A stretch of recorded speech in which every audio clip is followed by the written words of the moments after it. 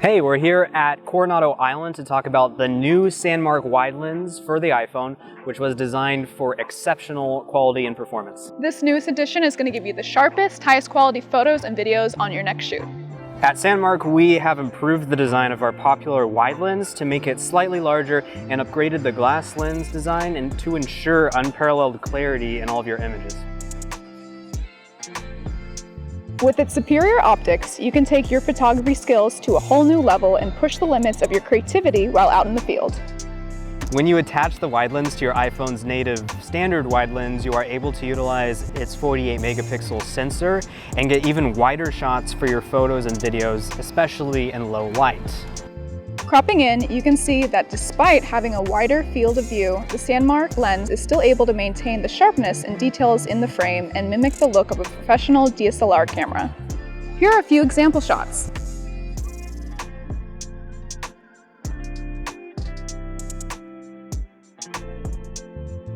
One of the most impressive features of the SANDMARC Wide Lens is its performance in low light conditions. While your phone's native ultrawide lens may struggle when the sun goes down, the SANDMARC Wide Lens excels. Its advanced optics allow for greater light intake, resulting in better low light performance and extended shooting time. You can also film cinematic videos or vlog confidently knowing that your shots are utilizing the 48 megapixel sensor and no drop in quality when switching to the iPhone's ultrawide. We decided to also film at Palomar Mountain Trail because, as you can see in this scenery, there's a lot of high dynamic range, meaning that there is a wide range between the brightest parts of the imagery and the darkest parts. So you can see in the sky and the sunlit trees over here versus the shadows as you get lower. And so I'll be filming with the SANDMARC Wide Lens, utilizing the low light performance of the 48 megapixel on the camera. And we're just gonna go through and video some of the scenery.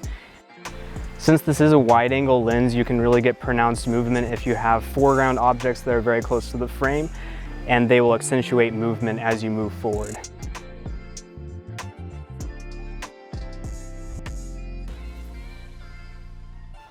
All right, so now that I've got some sample footage with the wide lens, we're gonna switch on over to the ultra wide camera on the iPhone, which again has less low light capability than the 48 megapixel that is also on the iPhone.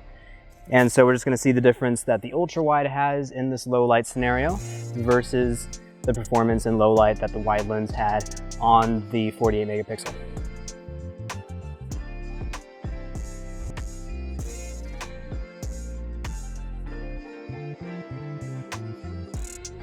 Right here I can see a channel that has a river going through it, so that would be pretty good for getting some and then the cameraman died. And again, this certainly isn't required at all, but having something that's really close in the foreground to your camera can really help accentuate the movement. It kind of has to do with parallax, where the objects closer to you are going to move faster and the objects that are further away are just going to move slower. And so you can really tell that the camera is moving when you get something closer to the lens, and it can also help frame the imagery in the background. So anyway, it's not required at all, but it certainly helps when you're dealing with a wider angle of view for sure. So I'm gonna try that with no lens, and then we're gonna switch on over to the 48 megapixel that's on the iPhone.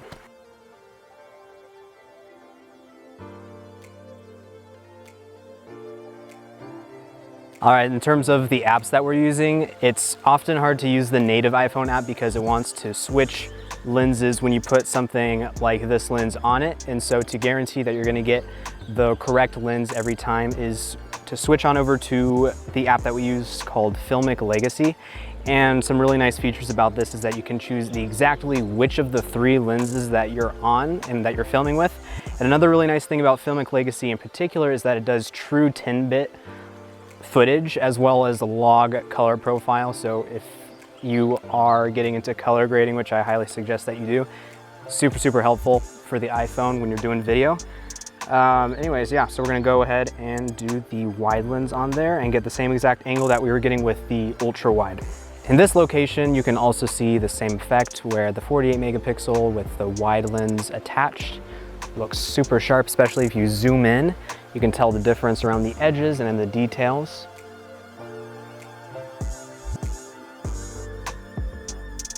So if you're looking to take your mobile photography and videography to the next level, I highly recommend checking out the SANDMARC Wide Lens for iPhone. Thanks for watching, and I hope this video inspires you to create with our SANDMARC lenses.